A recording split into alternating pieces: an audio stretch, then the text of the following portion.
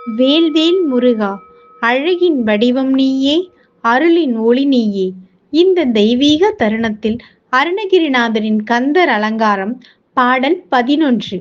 முருகப்பெருமானின் அழகு, சக்தி, அருள் அனைத்தையும் மனம் உருகும் வகையில் பாடுகிறது.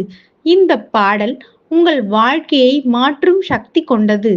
இந்த பாடலின் ஆழமான அர்த்தத்தை எளிய தமிழில் நம் மனம் உணரும்படி பார்க்கலாம். ஓம் சரணம் முருகா!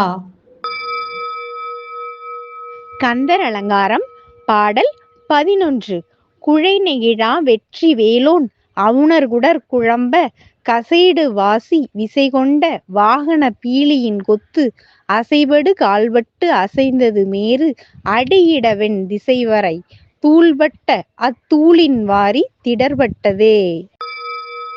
பாடலில் அருணகிரிநாதர் முருகப்பெருமானின் வேல் மகிமை, அவர் அருளின் சக்தி, நம் வாழ்க்கையை மற்றும் தெய்வீக சக்தி எல்லாவற்றையும் மிக அழகாக விளக்குகிறார். இந்த பாடலின் அர்த்தம் இப்போது பார்ப்போம். வரி வரியான விளக்கமாக பார்ப்போம். குழை நெகிழு சவரி கவஹொலோன் என்ற வரிக்கான விளக்கம், முருகப்பெருமானின் வேல் பக்தர்களின் மனதில் இருக்கும் பயம், துன்பம், பாவம் எல்லாம் நெகிழச் செய்து கரைக்கிறது. அவன் வேல் என்பது தீய சக்திகளை அழிக்கும் தெய்வ ஆயுதம். அவர்குடர் குழம்ப நெய்யிடு வாணி என்ற வரிக்கான விளக்கம், முருகனின் திருமேனி பொன்போல ஜொலிக்கிறது. அந்த தெய்வீக ஒளி வானத்தையும் பூமியையும் நிரப்புகிறது.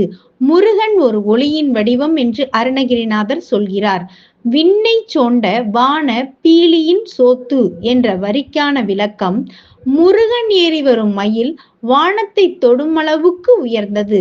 அது ஞானத்தின் சின்னம். நம் அகந்தை, அறியாமை எல்லாம் அந்த மயில் காலடியில் நசுங்கும். அணபடு சால்பட்டு அணந்தது குரு என்ற வரிக்கான விளக்கம், முருகன் உலகத்துக்கே குரு, ஞானத்தின் உச்சமாக விளங்குகிறார். நம்மை சரியான பாதையில் வழிநடத்தும் தெய்வ குரு. அடியிடவேன் திணை வனர தூள்பட்ட என்ற வரிக்கான விளக்கம், முருகனின் பாதத்தூள் கூட புனிதமானது. அந்த பாதத்தை தொட்டால் பாவங்கள் தீரும், வாழ்க்கையில் நல்ல மாற்றம் வரும். அத்தூளின் வாரி திடர்பட்டதே என்ற வரிக்கான விளக்கம், அந்த பாதத்தூள் உலகத்தையே தூய்மைப்படுத்தும் சக்தி கொண்டது. முருகன் அருள் மனித வாழ்க்கையை உயர்த்தும் என்பதே இதன் பொருளாகும்.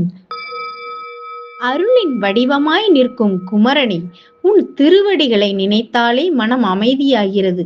எங்கள் வாழ்விலும் உன் வேல் ஒளி பொழியட்டும்.